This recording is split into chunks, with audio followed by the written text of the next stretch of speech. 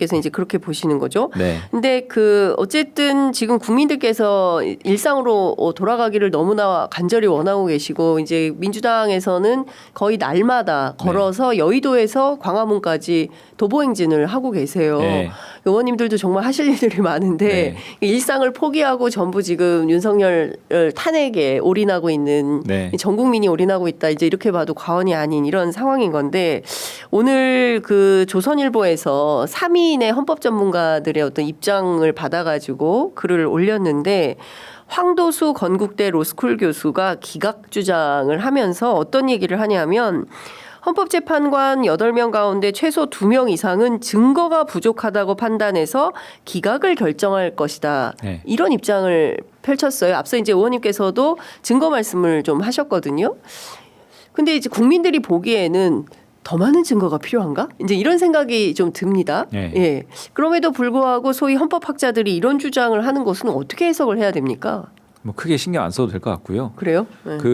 말씀하신 것처럼 이번 비상계엄 관련 탄핵 사유 5가지는 간단하고 명징합니다.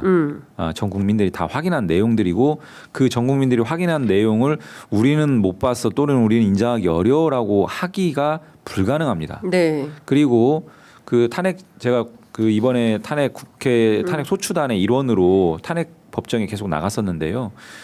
탄핵 사건의 증거라고 하는 것이요. 법정에서 증언만으로 이루어지진 않고요. 네. 굉장히 많은 분량의 수사 기록들이 헌법재판소에 다 회신이 와서 그거를 다 이 탄핵 재판의 증거로 지금 채택이 됐습니다. 재판할 때마다 이 증거를 채택할 거냐 말 거냐 이렇게 신중하게 갑론을박을 해서 재판부에서 채택하겠다. 이런 부분들이 굉장히 많습니다. 생각보다 엄청 많고요. 그런 각종 조서라든지 또 국회에서 뭐 CCTV라든지 상임위에서 했던 뭐 속기록이라든지 이런 다양한 증거들이 있기 때문에 5가지 탄핵 사유를 인정하는 데는 하등 지장이 없고요. 이건 명백합니다. 그래서 뭐 일부 보수 언론에서 그렇게 기계적 균형을 맞춰가지고 뭐 인용 뭐 학자, 뭐 기각학자, 각하학자 이렇게 한 명씩 해가지고 하는 주장들은 기계적 균형이고 그런 것 자체가 국민적 여론하고는 너무 동떨어져 있고 법리적으로 맞지 않다. 뭐 저는 이렇게 확신해서 말씀드릴 수 있습니다. 그러니까요. 그런데 이제 많은 국민들은 지금 불안해하고 계시는 게 윤석열 구속 취소 사태도 아무도 예상을 못하지 않았던 트랙 아니겠습니까?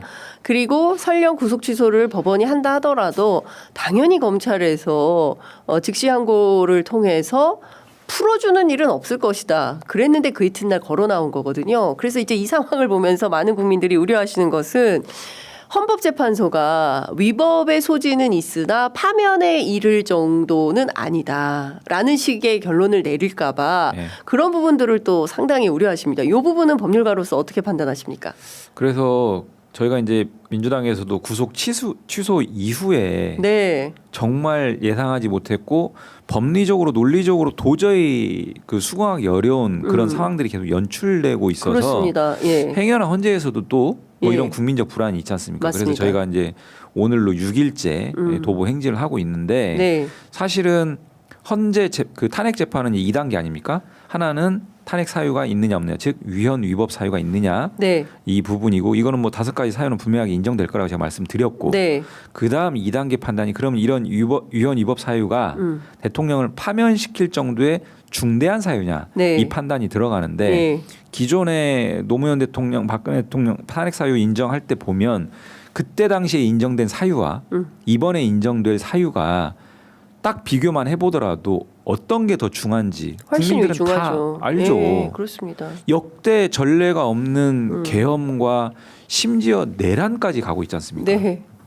나머지 뭐 법관 정치인 체포 시도라든지 국회 권능 행사, 국회 침탈한다든지 헌법기관인 중앙선관위 침탈한다든지 이런 것들이 역대 뭐 처음이에요. 민주정부에서 있을 수 없는 일들이 벌어진 거거든요. 그래서 심지어 윤석열 검찰조차도 공소장에 윤석열의 내란 수괴죄를 명시하면서 헌법상의 여러 가지 그런 헌법적 가치 요약하면 자유민주적 기본 질서를 무너뜨렸다라고 명시하고 있거든요. 이랬는데 중대하지 않다? 어떤 합리적인 재판관이 이렇게 결정문을 쓸 수 있을까요? 저는 불가능하다고 봅니다.